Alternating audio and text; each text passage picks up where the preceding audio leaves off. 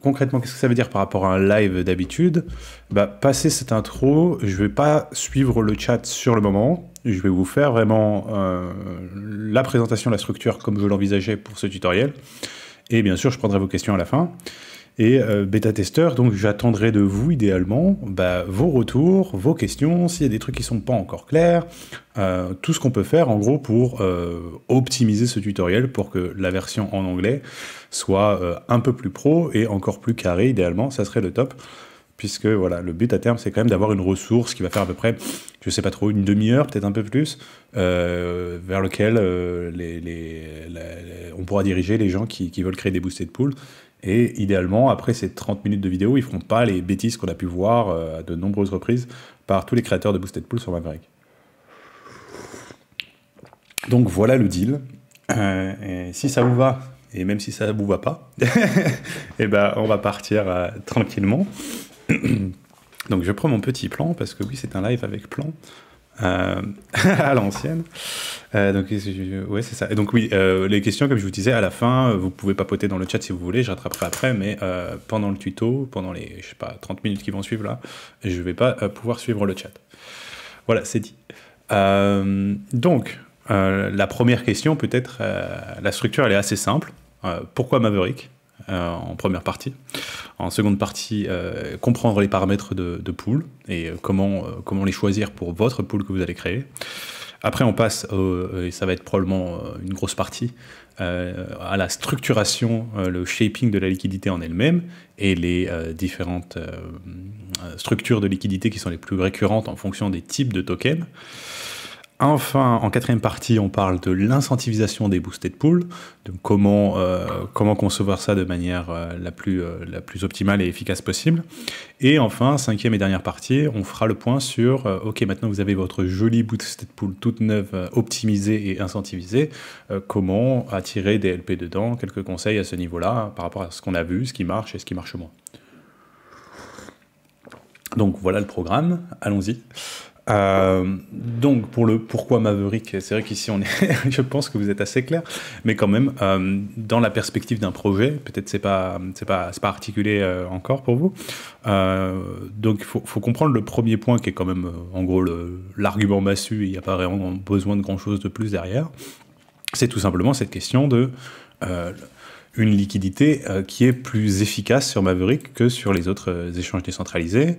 Bon, après là ça dépend des pools qu'on regarde bien sûr et ça dépend de leur paramétrisation, on est dans les pools là, ouais. Mais donc en gros la question de l'efficacité de la liquidité, c'est bien pour les gens qui sont fans de DEX, qui veulent un truc qui tourne bien, mais il faut comprendre que surtout dans la perspective d'un projet, qui dit plus grosse efficacité de liquidité dit en gros moins de coûts de maintenance de la liquidité. Puisque là, c'est vrai que c'est assez calme sur Mainnet aujourd'hui, tiens.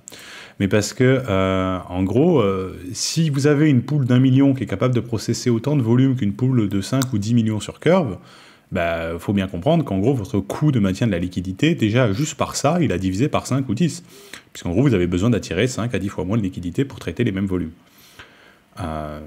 Donc là, c'est ce qu'on voit par exemple, c'est des bons exemples sur Zk-Sync, là, la pool ISUSDC qui fait des 6 fois 7 EVL en volume ou des choses comme ça. Après, c'est vrai que sur un dimanche, ça va être assez calme. Mais donc ça, c'est le premier point à comprendre, c'est juste en gros, plus d'efficacité veut dire moins de liquidité nécessaire pour traiter les mêmes volumes de manière plus efficace en prix, donc tout simplement moins de coûts sur le long terme à maintenir cette liquidité. Ça, c'est un. Et après, le deuxième point saillant, on va pas refaire tout l'article sur Maverick, hein, mais c'est le côté que aussi, en gros, où on est dans le cycle de vie de Maverick par rapport aux autres échanges sur lesquels il va être comparé, et l'intérêt que ça peut avoir pour un projet de se positionner à ce stade-là.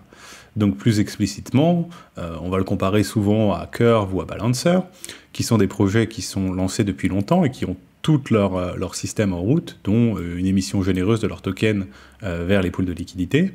Et ça n'est pas le cas sur Mav. Et donc ça veut dire que le fait que déjà Mav arrive à atteindre cette efficacité, il y a un intérêt assez grand à se positionner maintenant sur Maverick. Et je veux dire, c'est pas de l'alpha privé, ça, mais vous avez les articles que vous avez partagés sur les airdrops, l'airdrop qui arrive. Et notamment, un des facteurs pour cet airdrop, bah, c'est la publication d'incentives sur les boosted pools. Donc, si on le remet en termes simples, un projet qui crée une pool aujourd'hui et qui va mettre des incentives dessus, et idéalement, cette pool, elle fait du beau volume et une belle TVL, eh bien, ça veut dire que ce projet vient de se positionner d'une belle manière pour l'airdrop MAV, et donc, à terme, avoir un peu la possibilité d'avoir une sorte de bague de vœux MAV gratuit, qui va lui permettre après d'amplifier ses boosted pools dans le futur. Donc ça, c'est quand même, mine de rien, assez intéressant pour les projets. Donc voilà pour le pourquoi, on ne veut pas faire plus, je le ferai plus détaillé en anglais, parce que les ricains, les pauvres, ils dorment encore sur Maverick. On va passer aux trucs plus intéressants, qui sont les paramétrisations des pools. Hop, donc on va revenir sur Mainnet. Clac. Donc, paramétrisation des pools, concrètement, c'est donc en fait trois paramètres principaux. Ça va être les frais, la WIS et ce qui vient sur l'écran d'après, qui est le mode. Donc static, right, left et mode boss. Donc on va faire tranquillement chaque paramètre, mais donc les frais, on va commencer par celui-là parce que c'est peut-être le plus explicite. C'est typiquement les frais qui sont prélevés à chaque swap et qui sont donc à l'heure d'aujourd'hui, c'est vrai que ça c'est quand même une différence importante à avoir en tête, 100% pour les LP. Il n'y a pas de capture au niveau de la DAO comme il peut y avoir sur Curve ou Balancer. Donc sur le choix d'un frais sur une pool, là c'est bien sûr un choix, je ne peux pas vous donner de formule magique en vous disant voilà, un LSD c'est tant de frais, un stable c'est tant, et voilà. Mais en fait c'est surtout une approche compétitive. C'est-à-dire qu'il faut aller regarder les autres pools en question, sur les tokens concernés, et se placer, alors pas forcément en dessous, hein, mais se placer en connaissance de cause, j'ai envie de dire, par rapport aux frais ailleurs, quoi. Alors, quel bordel. Le site de Curve, il fait fondre mon laptop. Tricrypto là-bas, on s'en fout. Donne-moi juste la pool Rapstakis, non, il n'y en a pas? Mais si. Non. Qu'est-ce qu'ils ont foutu? Oh, alors elle est sur Balancer maintenant. Ah, ou alors c'est juste en Stakis, c'est vrai, je crois que sur Curve c'est en Stakis. Ah, voilà.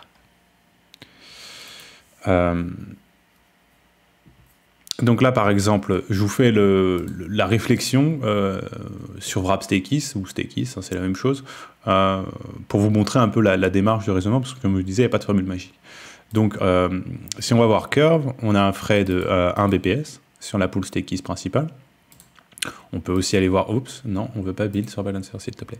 On peut aussi aller voir côté Balancer. Hop.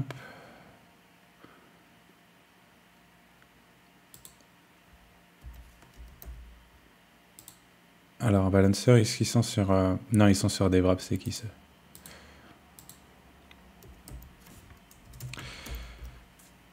Hop. Et donc, la Wrapstakis is, ici. Alors, c'est vrai que maintenant, Balancer, il y a des frais dynamiques partout. Mais c'est pareil, 1 BPS, et ça peut augmenter en fonction de l'activité sur la pool. Donc, bon, là, c'est un truc assez simple au final. On a deux pools à grosse à 1 BPS. Maverick, pour le coup, les gars de Lido, ils ont aligné la pool sur 1 BPS aussi. Ça se tient, il n'y a pas de problème. C'est aussi tout à fait possible, grosso modo, pour plusieurs raisons, d'aller en dessous, tout en gardant au final une compétitivité élevée, même pour vos LP. Puisqu'en fait, pour faire un raisonnement simple pour que tout le monde me suive, comme là on compare à Curve et Balancer, Curve et Balancer, comme vous pouvez le voir, sur Curve c'est explicité. Sur ces 1 BPS, il y en a la moitié qui partent à la DAO, au VECRV holder. Chez Bal, est-ce qu'il vous l'explicite? Non. Bah, classique, Bal. Mais c'est la même histoire. Il y en a la moitié qui partent au VE Bal holder. Donc en gros, ça veut dire qu'en termes de frais générés par les LP, ils ont un demi-point de base. Bon, après, comme vous pouvez le voir, la swap fee APR, c'est pas le gros du rendement de la pool. Hein. On est sur 0,24% sur la pool balancer. Et sur Curve, on doit être encore un peu plus bas. Ouais, parce que la base VAPR, elle prend... Ah non, ok, intéressant. Comment ils arrivent à autant de rendement? Bon, c'est peut-être... Non, il n'y a pas tellement de volume en plus. Est-ce que ça prend en compte le rendement, ça? Non, juste trading, ok. Bon, ça me semble un peu élevé cette histoire-là, mais j'ai pas trop le temps de creuser. Mais tout ça pour vous dire qu'en fait, en créant par exemple une pool en non déployé, si on crée une pool à un demi-point de base, on aurait effectivement, en termes de ce qui part dans la poche des LP, autant sur MAV que sur Curve et Balancer. Sachant que sur MAV, vous avez une très grande flexibilité dans la paramétrisation des frais, comme vous pouvez le voir là. Donc on peut aller jusqu'à un dixième de point de base, qui est le plus bas là, et des fractions de ça. Là, c'est un point de base, et ainsi de suite, jusqu'à 3% en tranche élevée. Ça, c'est plutôt pour les tokens volatiles, honnêtement. Mais donc là, par exemple, s'il voulait optimiser pour le volume de cette pool, il pourrait tout à fait aller se placer ici, donc à 0,8 bps, parce qu'en fait, ici, les LP, ils gagnent plus encore que sur Curve et Balancer, et le frais total payé par les swappers est du coup plus compétitif. Donc voilà, ça pourrait être une approche. Si moi je crée une pool Wrap Stakis aujourd'hui, c'est probablement ce 0,8 point de base que je prendrais dans la perspective, encore une fois, d'optimiser pour le volume. Après, il faut aussi avoir en tête que le frais, ça va correspondre aussi ça va impacter vos coûts d'optimisation, vos coûts d'incentivisation, pardon, puisque bien sûr, plus le frais est bas, moins de frais sont collectés sur la pool, et donc plus votre pool va tenir par des incentives externes. Et donc là, c'est comme on peut le voir sur les pools BAL et Curve, elles sont tenues concrètement par des émissions, et un peu le rendement Wrap Stakis, plus que par les frais de swap. Donc ça, c'est à avoir en tête aussi en fonction de la perspective sur votre projet, de voir si le but c'est d'être le plus économe possible en termes d'incentive. Alors il vaut mieux aller chercher le frais le plus haut, tout en restant compétitif bien sûr, avec ce que je vous ai dit tout à l'heure, donc la division par 2 par rapport à Curve et BAL. Après, si le but c'est d'optimiser par le volume, là ça peut être intéressant d'aller pousser un peu plus bas que la concurrence pour capturer plus de volume ici, et on retrouve souvent des situations où en final ça aboutit quand même à une situation meilleure pour le LP, puisque il y a quand même une plus grande proportion qui lui revient sur Maverick. Donc ça c'est pour le frais, c'est peut-être le paramètre le plus simple à prendre en compte, donc on va pas trop s'étendre dessus. Là où c'est un peu plus sportif, c'est sur ce fameux WIS, que vous voyez ici, donc là, 0,10% pour cette pool. Et le WIS, ça correspond à, en gros, la zone couverte par un tick de prix. Donc là, vous pouvez voir que cette pool, elle a 4, 5, 6, 7, 8, 9, 10, 11 ticks. Et dans l'ensemble, sur ces 11 ticks, elle va de un Wrap Stakis qui fait 1,1445 IS à un Wrap Stakis qui fait 1,1572 IS. Donc quand même une zone de prix assez resserrée, et c'est dû au fait que sa WIS, elle est assez faible. Maintenant, si on va prendre des pools un peu plus conséquentes en WIS, tiens, par exemple, est-ce qu'on peut aller voir par là? Ouais, par exemple celle-ci, là, IS Spiral Mav. Donc là, on est sur 1% de WIS. Et vous allez voir déjà la variation sur... On va essayer de prendre un nombre de ticks assez équivalent. Donc on avait à peu près 11, 1, 2, 3... Là, il y en a une dizaine. Donc sur une dizaine, on est d'un MAV qui fait 1,07 Spiral Mav à un MAV qui fait grosso modo 1 Spiral Mav. Donc à peu près 10% de variance sur le prix sur une dizaine de ticks. Maintenant, ça va... l'impact va être encore plus palpable si on prend une pool, tiens, là, toujours sur Spiral Mav, mais cette fois-ci contre IS, où là on est à 10% de WIS, donc 10 fois plus élevé que le précédent.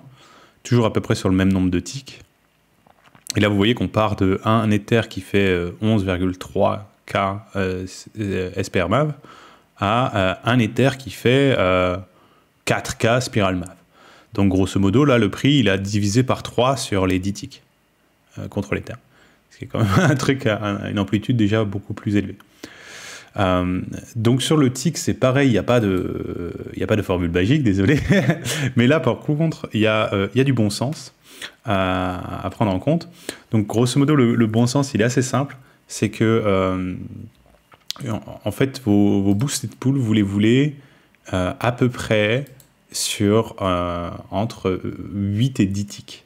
Donc celle-ci, c'est un bon exemple. Cette pool linéaire, elle a combien? Elle a 4, 5, 6, 7, 8, 9, 10, 11. Oui, bon, voilà. 8 et 10, c'est une zone. Hein. Vous pouvez pousser un peu plus haut. Ça dépend pas mal de l'état du gaz. Mais en gros, voilà. Essayez de ne pas dépasser les 11-12 ticks. Et la raison de ça, c'est que chaque tick a une existence on-chain. Et donc, des coûts de gaz associés, que ce soit pour les LP et pour les swappers.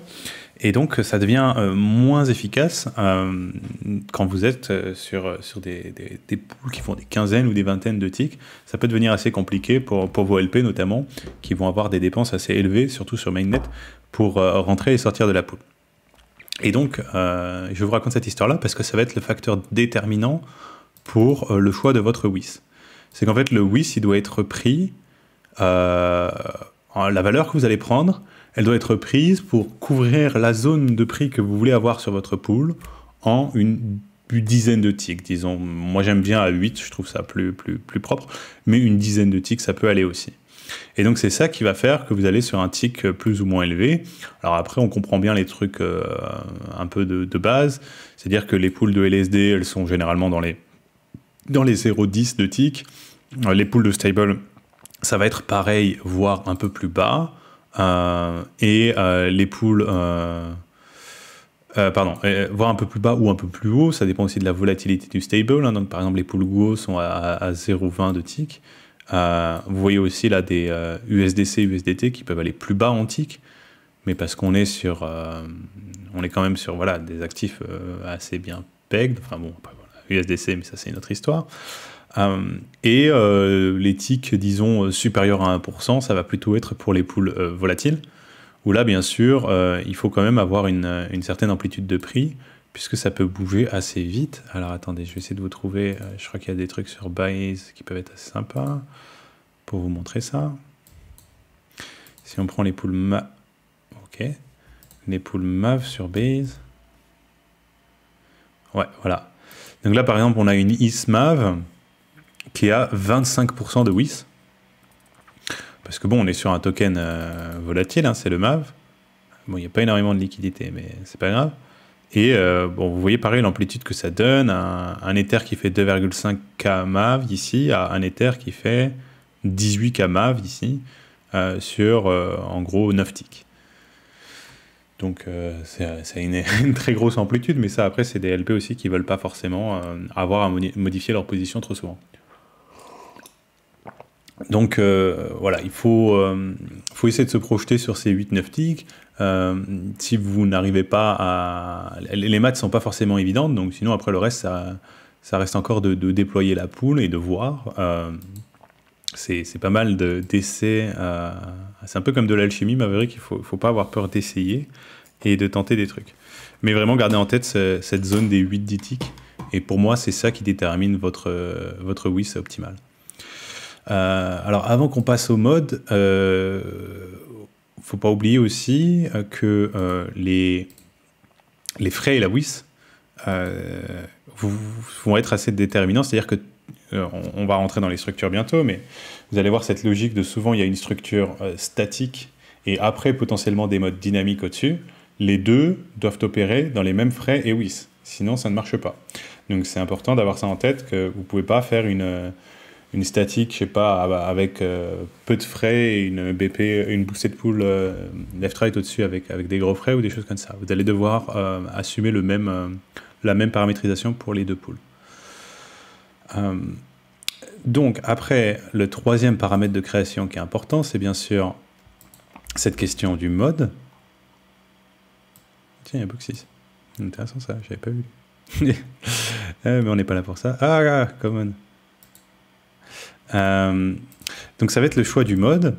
Et là, on va prendre un truc qui existait déjà, vu qu'on a couvert les frais et les Lewis. Des modes et de la distribution, on va la voir juste après. Mais donc, en gros, il y a 4 modes sur Maverick, mais disons qu'en fait, il y en a... moi, j'aime mieux les présenter comme ça. Il y en a un qui est le mode de base qui est statique. Il vous faudra toujours une pool statique. Ça ne peut pas marcher, les pools right, left ou both au-dessus, s'il n'y a pas une statique en dessous, puisqu'il n'y a tout simplement pas de range sur laquelle reconcentrer la liquidité. Donc, creusons un peu le mode statique à la base, qui il va vous en falloir un d'une manière ou d'une autre. Et je vais vous faire les structures juste après, mais je veux vraiment expliciter ça, l'importance de la distribution statique. Alors après, la forme de la liquidité en elle-même, c'est déjà plus compliqué et une autre paire de manches. Mais disons que quand vous ne savez pas ce que vous faites, souvent, le plus simple reste encore de ne pas prendre d'opinion et donc d'aller sur une structure flat. Ça vous fait déjà une bonne base pour n'importe quel pôle, n'importe quel token, que ce soit des stables, des LSD, des volatiles. Au moins, ça donne une range de prix sur lequel le token peut se promener. Donc là, par exemple, sur l'Ether, de 2 à 2500 $, grosso modo. Les modes, je pense que vous êtes assez familier avec maintenant. C'est grosso modo la même chose, les trois, c'est juste une variante, donc right, left and both. Donc comme il le montre bien sur le graphique, il faut bien comprendre, c'est une reconcentration, c'est-à-dire que vous voyez là, vous faites sortir de range en actif jaune. Au début, vous êtes jaune-bleu, vous avez mis la liquidité à moitié. Le prix va vers la droite, vous vous retrouvez full jaune. À aucun moment, vos actifs sont échangés. À aucun moment, vous voyez la barre repasser bleu-jaune après. Tout ce qu'elle fait, c'est qu'elle est toute jaune et elle suit le prix au fur et à mesure qu'il monte. Et après, ce qui peut la faire repasser en range, c'est que le truc va dumper et donc là, vous vous retrouvez en range. Mais donc, ce mode de reconcentration, moi, comme j'appelle ça maintenant pour expliciter ça, il a plusieurs avantages, notamment le fait que c'est beaucoup plus dur à manipuler et à gamer que des trucs qui redistribueraient, qui feraient des swaps et redistribueraient les actifs. Sachant qu'il y a aussi un twap de 3 heures là-dessus, pour ajouter un peu d'inertie.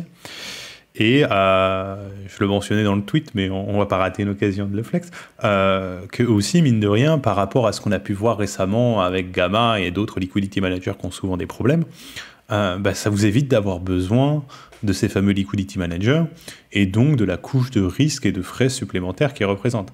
Là, c'est géré nativement au niveau du protocole et donc ça a quand même un avantage assez conséquent.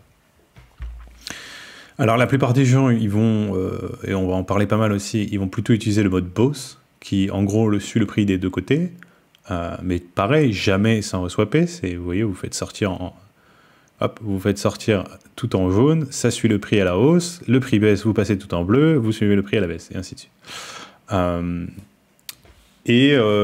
Potentiellement, il y a le mode... alors après, left ou right, ça dépend dans quel sens vous avez construit votre pool. Hein. Il y a souvent des gens qui se font avoir dans la création des deux. Je suspecte aussi que c'est pour ça qu'on voit beaucoup de pool boss, parce que les gens ne sont jamais trop sûrs de savoir dans quel sens ça va. Mais en fait, c'est vraiment par rapport à l'ordre de la pool. Hein. Donc là, on est sur Wrap Stakis ETH. Donc Wrap Stakis, c'est notre actif de gauche, celui en bleu ciel. ETH, c'est l'actif de droite, celui en gris. Là, sur une pool comme ça, qui est un LSD, donc, on pourrait envisager, si on voulait faire une structure dynamique au-dessus, de faire un mode left seulement et non both. Et pourquoi je me permets de dire left seulement? Je pense que ceux qui suivent l'auront, donc je vous donne 15 secondes pour faire votre petite danse de la victoire. Mais tout simplement parce que donc le Wrap Stakis, c'est un stake ETH wrappé, son prix contre ETH, enfin contre Stakis, mais contre ETH du coup, sur une période longue, a priori, il ne fait qu'augmenter en abstractant la spéculation, les ventes et les achats. Dans le sens où il y a ce rendement de staking natif de 3 à 4% qui se reflète dans son taux. On peut aller voir chez Lido, j'imagine. J'ai même pas leur site. Où en gros, je crois qu'à l'heure d'aujourd'hui, c'est 1,15, un truc comme ça. Et bien sûr, ça a commencé à à 1, 0, 0.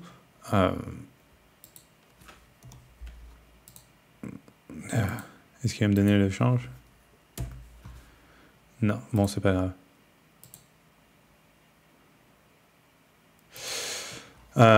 Mais voilà, donc tout ça pour dire que sur une pool comme Vrabstekis Is, on pourrait se permettre d'envisager un mode left et donc de suivre le prix seulement vers l'appréciation de Vrabstekis contre Is, dans le sens où, a priori, c'est pas une thèse délirante, l'appréciation de Vrabstekis contre Is sur le long terme, puisqu'il y a un rendement natif reflété dans le taux de change entre les deux. Donc ça, c'est pour les paramètres de base. Maintenant, on va passer un peu au truc le plus sportif, qui sont les structures de pool.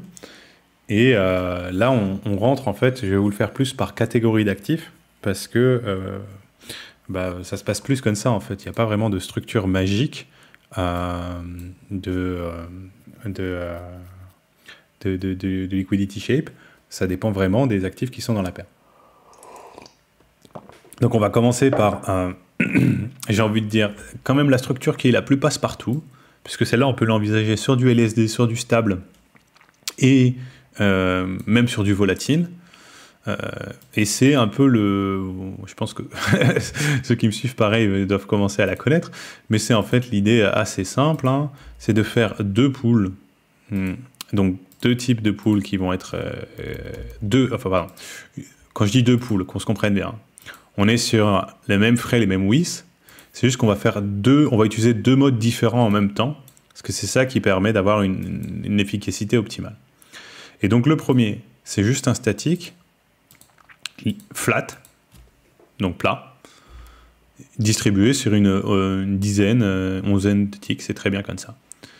Donc là, c'est ce que je vous montrais tout à l'heure, le fameux Ether de 2 à 2500 USDC.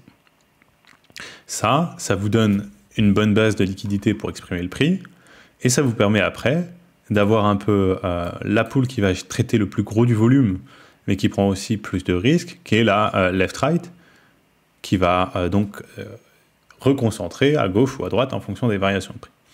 Ce modèle-là, il marche à peu près partout, c'est peut-être pas forcément le plus optimisé, mais dans le doute, c'est un truc qui tourne bien, et c'est vraiment pertinent. Et encore aujourd'hui, c'est assez mal compris parce qu'on voit souvent des projets avoir des pools en statique et ne pas faire de mode boss au-dessus. Donc ça, c'est un peu dommage parfois, mais c'est comme ça. Donc là, je vous montre par exemple je crois que c'est une des boosted pools qui a fait le plus de volume de tous les temps sur MAV. Et depuis le redéploiement, et c'est aussi la classe, parce que c'est la Boosted Pool 0, donc la toute première qui a été créée, et c'est tout simplement une Vrabstekis Is en mode boss, et elle a traité quand même presque un demi-milliard de volume, donc c'est pas rien. Alors est-ce qu'il y a d'autres tokens qui suivent cette structure simplement, parce que dans les autres, ils ont un peu d'expressivité. Pas forcément, non. Donc ça, c'est un peu le modèle le plus simple. Si vous avez un doute, vous pouvez partir là-dessus. Là, vous le voyez aussi, c'est un... Si, il y a quand même... C'est bon. Ah, c'est juste un LP en boosted. Mais vous le voyez, donc, je pense la Vrabstekis Is, quand on regarde la pool en elle-même, c'est super clair. À part pour ce petit gars qui s'est perdu ici, là, je sais pas ce qu'il fout dans ce nick-là. Mais grosso modo, vous avez cette pool statique, plate, qui est une boosted pool qui a des incentives, qui est donc qui forme la ligne de base de la liquidité, et vous avez le mode boss au-dessus, qui est donc là à ce tick de prix là actuel, et qui lui va suivre à gauche ou à droite en fonction de ce qui se passe. Et avec ça, vous avez un peu une structure de liquidité, j'ai envie de dire tout terrain, qui devrait permettre de traiter des bons volumes et d'être compétitif largement au-dessus déjà de Curve et Balancer, hein, parce que Curve et Balancer, grosso modo, bon, c'est assez dur à modéliser leur liquidité, mais au moins en tout cas sur Balancer, on est sur des trucs à peu près plats tout le long et avec aucune expressivité. Donc ça, c'est pour le modèle le plus basique. Après, on peut aller sur des choses un peu plus sportives. Et donc là, on va rentrer par exemple dans les actifs pegged, ou qui sont censés être à peg, mais qui ne le sont pas forcément. Donc là, c'est par exemple des stablecoins, mais ça peut aussi être les liquid wrappers. Donc là, je vous montre ePendle, qui utilise pas mal MAV aussi. Et il peut y en avoir d'autres. Donc là, en fait, on reprend le même principe, idéalement. Hein. Ça va toujours être la même chanson. Une pool statique avec une boss ou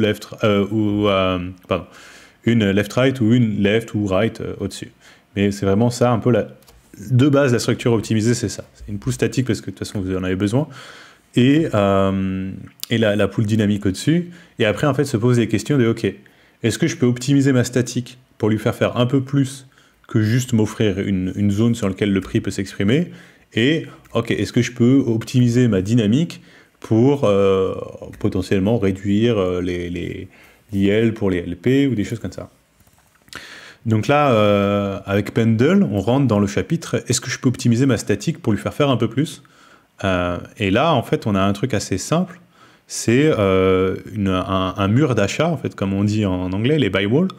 Donc vous voyez que ce tick-là, il sert un peu à rien. Mais sinon, elle est assez optimisée, leur structure, je leur donne ça. Donc ce tick-là, à la fin de ce tick-là, donc ici, on est à I pendle égale 1 pendle. Et ce qui se passe, c'est qu'en fait, ils font une structure qui met de plus en plus de liquidité acheteuse au fur et à mesure qu'on s'éloigne de ce prix-là.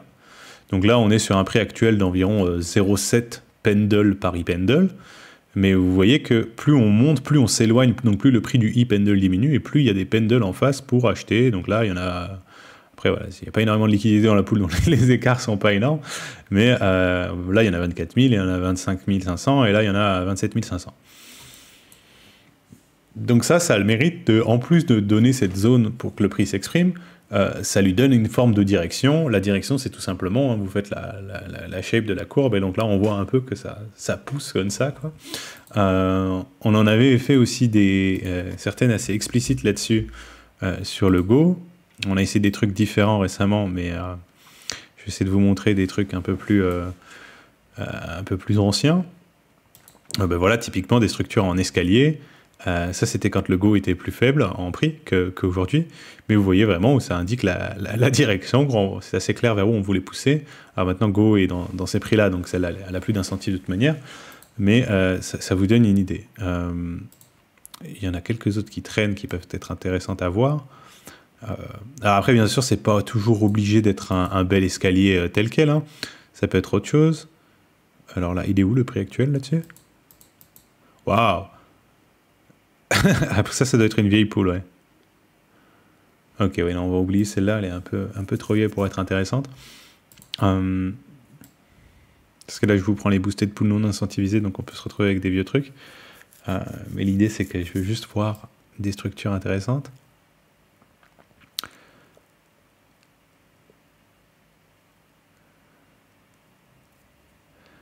Hop, hop, hop. Ouais, bon, non, c'est pas mal pour commencer. Donc, il y a cette question de optimisation de la statique par buy ou sell wall sur... Tiens, est-ce que il y a peut-être des LUSD qui peuvent être intéressantes aussi pour vous montrer l'inverse.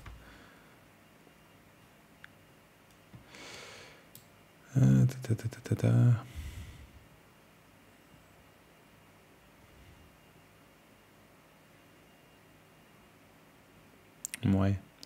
Bon, c'est pas forcément utile. Mais donc voilà, en gros, cette structure en escalier comme ça, elle peut très bien se faire dans l'autre sens pour faire la direction inverse. Sur les LSD, donc Wrapstekis ou les choses comme ça, au final, ça suit le mode, le schéma de base qu'on a décrit. Donc une statique plate, distribution sur une dizaine à peu près équivalente. Et après, une dynamique au-dessus. L'optimisation potentielle, là, elle se fait plutôt au niveau du mode dynamique, ou comme je vous le disais tout à l'heure, le mode dynamique, il peut s'envisager en left seulement, donc qui suit l'appréciation de prix du LSD, mais pas sa diminution. Maintenant, sur les actifs volatiles, là, on peut avoir des trucs un peu plus funky. On va aller par là, et on va prendre MAV, par exemple. Ou non, en fait, c'est un bon exemple, celle-là. Bon, maintenant il est un peu vieux, mais c'est que, en fait, en soi, la structure un peu optimale, bon, encore une fois, pareil, hein, une pool statique avec une dynamique au-dessus, ça c'est donné, mais sur les actifs volatiles, cette structure-là, comme vous le voyez, ce graphe-là en exponentiel, des deux côtés, il peut être assez intéressant aussi pour maximiser la liquidité au prix au moment de la création de la pool, tout en permettant, grâce à la pool left-right, d'avoir au final des ticks qui vont être aussi gros que celui-là, même quand ça bouge à gauche ou à droite. Alors ça, bien sûr, ça forme une assumption qui est que, grosso modo, le truc va osciller autour du prix actuel. Donc ça, cette assumption-là, bah, elle est bonne ou mauvaise en fonction des actifs, quoi. Mais typiquement, c'est une très bonne structure pour maximiser le volume sur un actif volatile dont on s'attend à ce qu'il soit en range, grosso modo. Donc, contre USDC, c'est peut-être un peu cavalier, mais par exemple, sur une ISMAF, bon là, elle est hors prix, on va la faire, c'est pas grave. Sur une ISMAF, ça peut être intéressant si vous vous imaginez que en gros, MAV va être un peu en range autour du prix de l'Ether. Et donc, ça vous donnerait un truc comme ça à l'heure d'aujourd'hui. Hop. Donc, la statique en exponentielle. Hop, donc de 12K MAV Paris à 3K MAV Paris, grosso modo. Alors après, il n'y a pas besoin non plus d'être aussi expressif sur l'exponentialité de son exponentielle, si ça fait du sens pour vous. Mais voilà, vous pouvez un peu la compresser un peu plus comme ça, par exemple, pour avoir un truc un peu moins extrême, et notamment sur le pic du milieu, puisque de toute manière, vous avez la left-right. Ça, c'est une structure potentielle intéressante, mais honnêtement, surtout pour un actif volatile qui fait sa première pool sur MAV, moi je partirais sur le bon vieux statique linéaire plat et left-right dessus. Donc ça, c'est un peu les pools classiques. Après, ça dépend de votre projet, de ses spécificités. Est-ce que c'est PEG? Est-ce qu'il y a des rédemptions? Est-ce que c'est le wrapper de quelque chose? Ainsi de suite. L'analyse se fait vraiment token par token. Donc une fois qu'on a tout ça, on a créé donc des pools, on a créé, on a une idée de quelle structure on veut faire. Bah, la prochaine étape, c'est typiquement la création de boosted pools. On va repasser sur mainnet. Et donc les boosted pools, ça vous permet, maintenant vous connaissez bien la chanson, je pense, mais au cas où, ça vous permet à la fois d'avoir une solution plus facile pour les apporteurs de liquidité pour rejoindre la pool, puisque maintenant ils vont avoir un flux, je vais vous montrer ici, où en gros ils vont pas avoir tout cet effort de paramétrisation à faire, ils ont juste à choisir la quantité d'actifs qu'ils veulent mettre dedans, et YOLO, donc si là j'arrive sur cette boosted pool Wrapstakes, je lui dis que je vais mettre un Wrapstakes, elle me dit ok il faut un 93 pour aller avec, ok j'appuie sur ce bouton et je suis dans la pool. C'est aussi simple que ça, il n'y a pas d'autres choix à faire pour les LP, donc ça facilite énormément l'expérience. Et bien sûr, ça permet au projet de rajouter des incentives que les LP vont obtenir en stakant leur token. Donc là, en l'occurrence, des Wrapstakes supplémentaires à hauteur de 6,34%. Donc ça, c'est la base de pourquoi on fait une boosted pool. Maintenant, il y a la question un peu de, en gros, comment bien gérer l'incentivisation, déterminer quelle pool on veut incentiviser et quelle pool on peut potentiellement supply soit par de la protocol on liquidity ou des gentils whales du protocole qui peuvent accepter de supply ces pools et comment optimiser la dépense essentiellement. Donc le premier truc c'est que pour poster des incentives, au cas où vous ne le savez pas, ça se passe ici sur cette table liquidity shaping, et donc il va falloir commencer par créer une boosted position. Donc sur le type de pool que vous aurez déployé plus tôt, on va partir sur un exemple, je sais pas moi, ISMAF par exemple. Donc on aurait déployé par exemple cette 25% et 3% de frais. Bon, c'est un peu élevé, mais c'est pas grave. Et donc c'est là en fait que la distribution est importante, puisque cette distribution que vous allez paramétrer quand vous créez votre boosted pool, c'est celle-là qui va être proposée au LP. Donc c'est vraiment ici qu'il faut faire attention. Quand vous êtes à l'étape d'avant de création de pool, en soi, la distribution n'est pas cruciale. Donc voilà, ça vous permet de créer une boosted pool, c'est assez rapide. Une fois que la boosted pool existe, poster des incentives, c'est pareil. En gros, vous allez dans la liste des boosted pools, vous allez retrouver votre boosted pool. Vous choisissez le token. Voilà. Ah, il va pas me laisser, si. Vous choisissez le token et après vous pouvez faire voilà, déposer des incentives d'une période de 3 jours à 1 mois. Alors, erreur typique de débutant qu'on retrouve souvent, c'est que les gens ils sont très contents d'avoir créé leur boosted pool et du coup ils balancent 1 mois d'incentive dessus. Moi je vous déconseille fortement de faire ça. Je vous dirais plutôt de le faire maximum sur une période de 7 jours, tout simplement pour vérifier que toute vos paramétrisation était correcte. Parce qu'une fois que les incentives sont déployés, il n'y a pas de manière de les retirer, hein, c'est du contrat immuable. Donc, en gros, si vous avez fait une erreur, vous allez payer les incentives pour 30 jours, quel que soit ce qu'il arrive. Donc là, je vous montre un exemple récent de ça. Et d'ailleurs, c'est marrant parce que j'ai eu le gars de West au téléphone au final, un jour ou deux après qu'il ait mis 30 jours d'incentive sur sa pool. Donc c'était vraiment dommage. Mais voilà, eux, en fait, ils ont fait une distribution donc exponentielle sur leur statique et ils n'ont pas fait de mode dynamique au-dessus. Et donc là, il y a un peu double opportunité ratée, quoi. C'est que déjà, la distribution exponentielle, là, je ne suis pas forcément sûr que ce soit la plus pertinente, puisqu'a priori, on est sur un truc qui se comporte un peu, c'est du restaking, mais grosso modo, ça se comporte comme wrap sekis. Comprenez-le comme ça, ce wrap is. Et donc, en fait, la zone importante de la courbe, c'est plutôt là, quoi, parce que c'est quand même assez improbable que le truc, il va aller chercher de l'autre côté.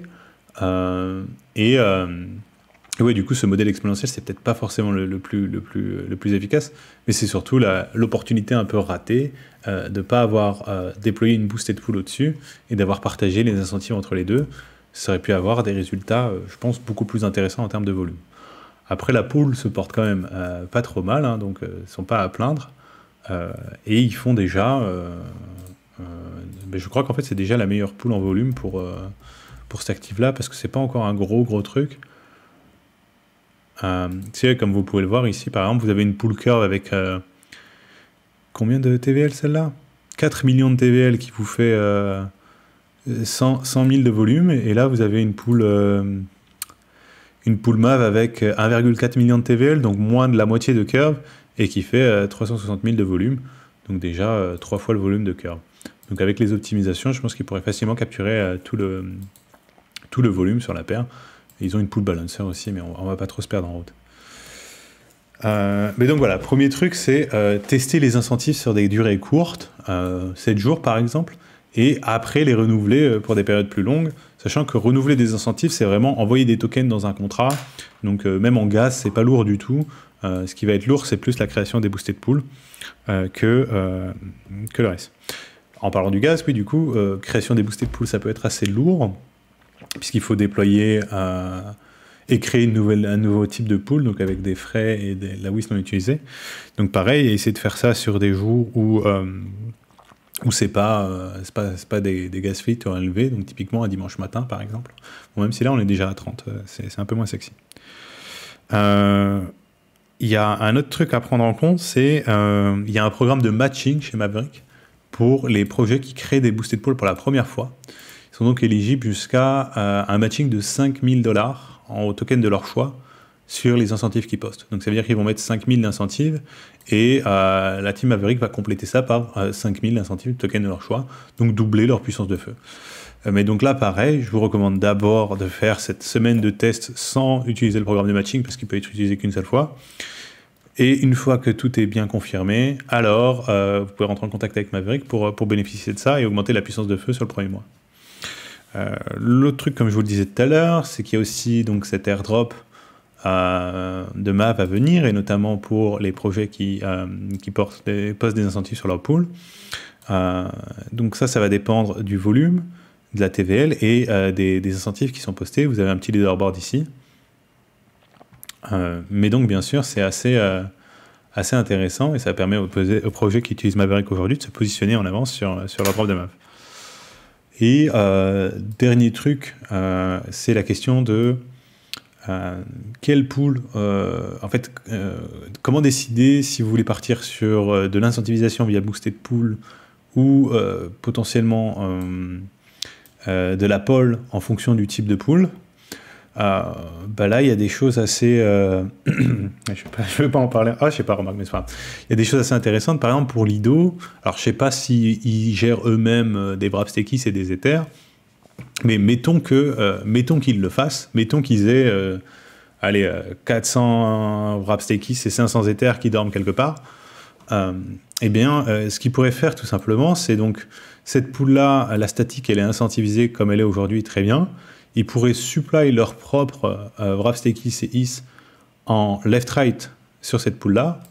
Donc c'est la fameuse qu'on a vue tout à l'heure, la boss 0 là. Ils pourraient les supply ici.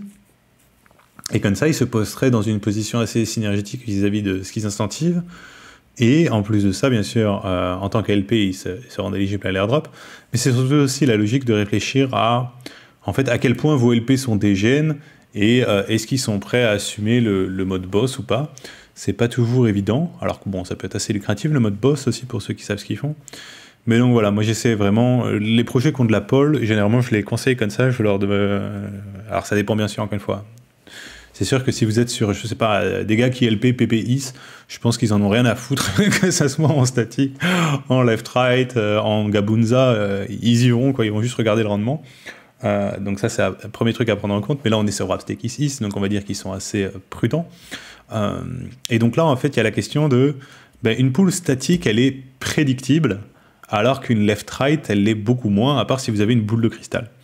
Et donc, par vertu de ça, il est potentiel que les LP préfèrent les pools statiques. Et quand je dis qu'elle est prédictible, c'est tout simplement que, en gros, donne-moi le prix du Wrapped Stakes et je te donne la composition de la pool. Aussi simple que ça, parmi la range. Donc c'est là vous me dites qu'un Wrapped Stakes, ça fait 1 14 10. Bon, c'est simple, la pool, elle est toute bleue, elle est full Wrapped Stakes. Si maintenant on est de l'autre côté, c'est l'inverse, et ainsi de suite. Et des variantes de ça en fonction d'où vous êtes. Mais voilà, vous pouvez mathématiquement savoir comment ça va se passer, quoi. Et ça, c'est quand même plus rassurant pour les LP. Et donc, c'est à prendre en compte pour déterminer, en gros, qu'est-ce que vous incentivisez, qu'est-ce que vous supplyez avec de la poll si vous en avez. Après, le mieux, hein, ça reste encore c'est comme de l'alchimie, de faire des tests. Donc, si vous avez des doutes, vous ne savez pas si les LP vont mordre à l'hameçon ou pas, pourquoi pas mettre les deux pools en route avec des incentives pour une semaine et voir ce qui se passe. Ça reste encore le plus pertinent. Par exemple, sur Go, on a utilisé les deux modes, et les deux modes on reçoit des incentives. Au final, les deux modes trouvent leur audience. Mais c'est vrai qu'il y a quand même... alors, je sais plus... Non, il y a plus d'incentives sur celle-là ou... Oui. Nous, ça suit à peu près les incentives, mais on voit quand même un peu, j'ai envie de dire, le premium du boss mode, quoi. C'est-à-dire que les incentives sont quand même plus dilués sur la statique que sur la boss, où là, la statique, elle est descendue jusqu'à 17,41%, alors que la boss, elle est à presque 23%. Donc il y a 5-6% de différence qui vous montre qu'en gros, pour le mettre simplement, les gars qui supply en boss exigent un sur-yield de 5-6%, en tout cas dans le cas de Go USDC, par rapport à ceux qui supply en statique. Ouais, ça peut vous donner des références. Et donc juste le dernier point, lui, qui est un peu plus rapide, et on en a déjà presque parlé, mais c'est cette question qui revient souvent aussi dans ces calls, de comment attirer les LP vers ces pools une fois qu'elles sont créées et bien supply. Là, c'est assez évident, mais ça ne l'est pas forcément pour tout le monde, j'ai l'impression. Donc moi, le premier truc que je dis, c'est de se concentrer sur sa propre communauté, quoi. C'est-à-dire que oui, il y a des petits dégènes de Maverick comme moi qui vont aller fréquemment voir les boosted pool et... je sais pas, ils trouvent un truc intéressant dans ces boosted pool et potentiellement ils vont regarder le projet et potentiellement s'ils aiment le projet, ils vont considérer le supply. Mais vous voyez que ça fait déjà beaucoup d'étapes par rapport à, moi je sais pas, là le gars qui a créé cette wrap IS, et il va sur son Discord et il dit « Hey les gars, vous avez des wrapis, il y a une nouvelle opportunité en tant que LP, vous pouvez faire ci, voilà, et ainsi de suite. » Donc vraiment commencer par sa propre communauté, c'est pas mal. Beaucoup de projets, encore une fois ça paraît bête, mais beaucoup de projets ratent à ce niveau-là de ne pas vraiment réussir à activer leur propre communauté sur les opportunités qu'ils créent pour eux. Donc ça c'est assez fifou, je trouve. Pour le mettre simplement, en gros un projet, donc là on va rester sur celui-là, mais ce Wrappy pour qu'il réussisse à convertir sa communauté sur Mav, c'est beaucoup plus simple que dans l'autre sens. Parce qu'en gros, il faut juste qu'il arrive à expliquer à ces gars Mav s'ils connaissent pas et comment ça marche. Alors que de l'autre côté, il faut que les mecs qui soient déjà utilisateurs de Maverick explorent tout le projet Wrappy de A à Z avec toute sa complexité pour après déterminer s'ils veulent rentrer sur la pool ou pas, en plus de faire leur analyse du type de pool et ainsi de suite. Après, bien sûr, quand il y a des nouvelles boosted pools qui sont créées, généralement c'est relayé dans la communauté Maverick et sur les comptes officiels, donc ça aussi ça aide. Mais vraiment, je pense que le point important, c'est cet exercice d'évangélisation directement au sein des communautés du projet pour attirer les gens et laisser savoir que cette opportunité existe. Oui, d'accord, donc la demi-heure, c'est mort. En fait, on est plutôt sur 1 heure. Mais c'est à peu près tout pour mon tuto de base. Alors maintenant, je reprends le chat. Désolé pour tous les vents depuis tout à l'heure. Bon, je crois pas qu'il y en ait beaucoup. Ça, vous avez compris.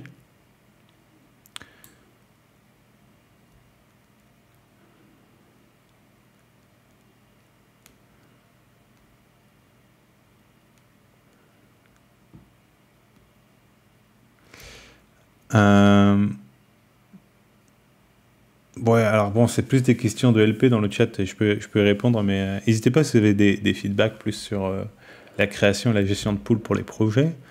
Alors, qu'est-ce qu'on a?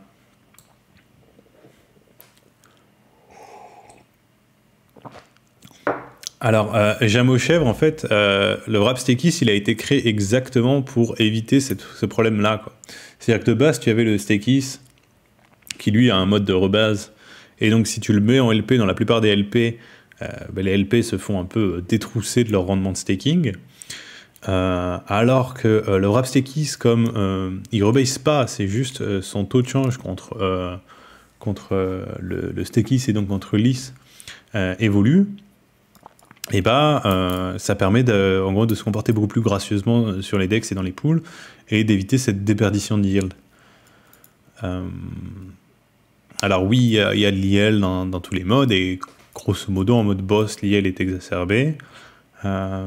CryptoAddicts pour les frais récoltés qui peuvent bouger à la baisse, j'imagine que c'est des tokens volatiles qui ont perdu en prix. Il y a aussi un truc qui est un peu marrant, curieux, que j'ai découvert récemment, c'est quand tu as une pool que tu as supply, donc là on parle pas de boosted pool, hein, vraiment une pool que tu aurais fait toi-même, tu peux retirer des ticks qui sont à gauche, à droite, comme tu veux, le nombre de ticks que tu veux. Par exemple, tu peux commencer sur 8 ticks, mettons que le prix bouge, et là tu veux retirer les 3 ticks de gauche qui sont maintenant full Ether, si c'est, je sais pas moi, une pool coin volatile contre Ether par exemple. Et en faisant ça, ça va aussi retirer de ton calcul de frais présenté dans la table portfolio les frais collectés sur ces 3 ticks là. Les frais affichés sont que sur les ticks actifs. Donc ça peut peut-être être ça aussi. Je sais pas, c'est un peu dur à te dire avec juste ça comme contexte. Et Slim GGP, le mode boss, tu touches plus d'argent que les autres moches malgré l'impermanent loss. Là c'est pareil, ça dépend des pools, ça dépend des conditions, ça dépend du volume. Mais grosso modo, le mode boss peut potentiellement traiter plus de volume, s'expose à plus d'impermanent loss. Après, tout dépend de comment le prix bouge, est-ce qu'il y a vraiment un volume conséquent, est-ce que tu as des incitations au-dessus en plus pour potentiellement compenser ton IL. Donc ça, je peux pas te donner une réponse dans l'absolu, quoi. Mais en tout cas, le mode statique prend moins de risques que les autres, ça c'est sûr. Comme je le disais, il est plus prédictible, quoi.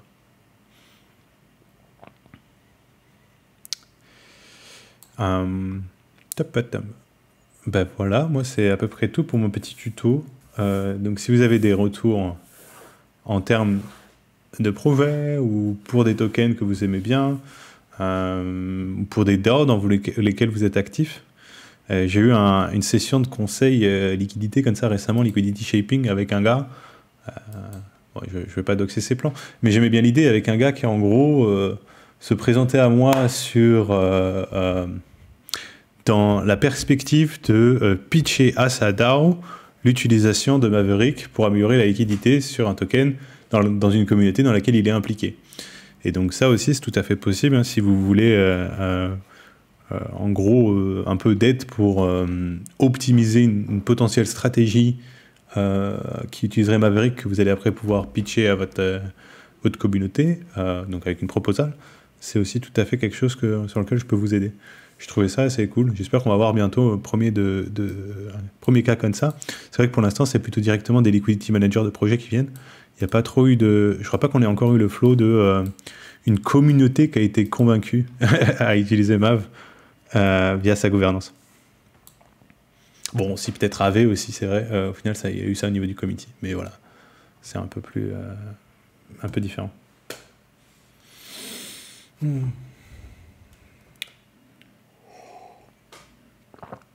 Bah dis donc, vous êtes bien sage. J'ai dit pas de questions pendant, mais maintenant on est à la fin. Donc voilà, je vais vous laisser quelques minutes si vous avez des questions, des feedbacks sur ce tuto. Et sinon, on va pouvoir s'arrêter là. Hein.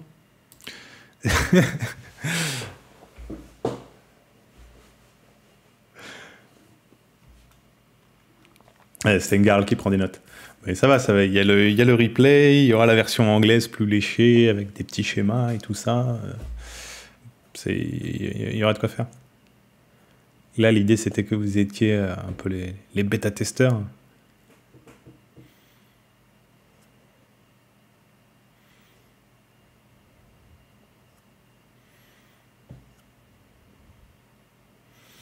Bon, bah, c'est bien, ça a l'air carré, ça a l'air clair. Et du coup, ça nous fait un petit tuto à peu près 1 heure, parfait. Bah, je crois qu'on va rester là-dessus alors. Je vous souhaite un bon dimanche à tous et on se revoit à un moment pour un prochain live. Allez, bon après.